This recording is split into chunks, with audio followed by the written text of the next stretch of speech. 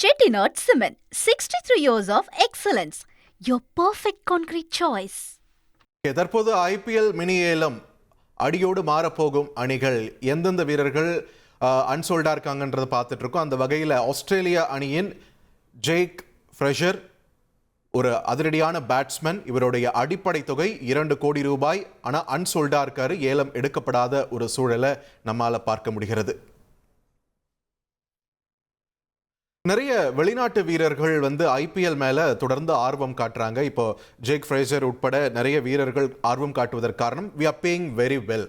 ஐபிஎல்லுடைய பட்ஜெட்டும் ரொம்ப பெருசு, நம்ம கொடுக்கக்கூடிய சம்பளமும் ரொம்ப அதிகம். அந்த சம்பளத்துலேயும் ஒரு கேப் இப்போ நம்ம போட்டிருக்கோம் அப்படின்றது தான் இங்கே நம்ம முக்கியமாக பார்க்க வேண்டியதாக இருக்குது. இந்த ஐபிஎல் மினி ஏலத்தோட முக்கிய மாற்றமாகவும் அது பார்க்கப்படுகிறது, சர்ச்சையாகவும் சிலரால் பேசப்படுகிறது. அதுக்கு காரணம் என்னென்னா, மெகா ஏலம் நடக்கும்போது, போன வருஷம் மெகா ஏலம் நடந்தது, அதில் இடம்பெறாத வீரர்கள் இந்த மினி ஏலத்துக்காக காத்துட்டு இருக்காங்க. ஏன்னா மெகா ஏலத்தில் எடுக்கப்பட்ட வீரர்களை வச்சு ஒரு அணியை கட்டமைக்கும் போது சில குறைபாடுகள் அந்த சீசன் நமக்கு தெரியும். அதன் அடிப்படையில் அந்த தேவைகளை பூர்த்தி செய்ய தான் இந்த மினி ஏலம் பயன்படுது.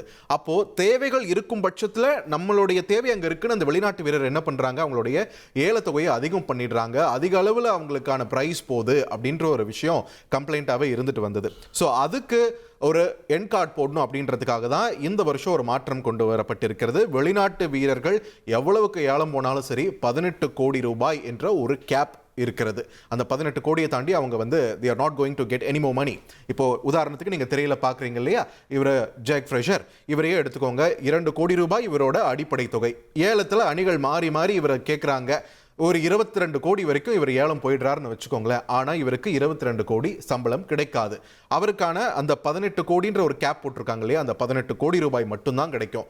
மீதி 4 கோடி ரூபாய் பிசிசிஐயோடைய காஃபர்ஸ்க்கு போயிடும், அவங்க கைக்கு போயிடும். ஸோ அது நம்ம உள்நாட்டு வீரர்கள் அவங்களுடைய நலனுக்காக அந்த தொகையை அவங்க பயன்படுத்திக்குவாங்க அப்படின்றது தான். ஸோ இந்த 18 கோடி ரூபாய் என்ற இந்த கேப் ஒரு சிலரால், இன்னும் ஒரு சிலர்னு கூட சொல்லக்கூடாது, நிறைய பேர் இதை வரவேற்கிறதையும் நம்மளால் பார்க்க முடிகிறது. அதே நேரத்தில் ஒரு வீரர் அவருக்கான தேவை இருக்கு அப்படின்ற பட்சத்தில் ஏலத்தில் அவ்வளோ தொகையை தராங்கல்ல, அப்புறம் ஏன் அதுக்கு நம்ம கட்டுப்பாடு போடணும் அப்படின்ற ஒரு மாற்று கருத்தையும் வைக்கக்கூடியதை பார்க்க முடிகிறது. ஆனால் பேசிக்கலி இது என்ன விவகாரம்னு பார்க்கும்போது அணிகள் தரப்புல இருந்து இந்த ஒரு கம்ப்ளைண்ட் பதிவு பண்ணப்பட்டிருக்கு. இந்த ஏலம் கையை மீறி போகுது, அளவுக்கு அதிகமான ஒரு தொகையை கொடுக்குறோம் அப்படின்ற ஒரு கம்ப்ளைண்ட் போனதால தான் இந்த மாற்றம் வந்ததாக சொல்லப்படுது. அடுத்ததான் நம்ம பார்க்கக்கூடிய நபர் கேமரன் கிரீன், ஆஸ்திரேலிய நாட்டைச் சேர்ந்த ஒரு அதிரடி பேட்டர். இவருடைய அடிப்படை தொகை 2 கோடி ரூபாய், ஏலத்தொகை 13 கோடிக்கு தற்பொழுது விலை போயிருக்காரு. அதே நேரத்தில் ஆஸ்திரேலியா நாட்டின் சேர்ந்த ஜேக் ஃப்ரேசர் அன்சோல்டா இருக்காரு. அவர் விலைக்கு ஏலத்தில் எடுக்கப்படவில்லை அப்படின்ற ஒரு சூழலையும் நம்மளால பார்க்க முடியுது. Chettinad Cement, 63 years of excellence. Your perfect concrete choice.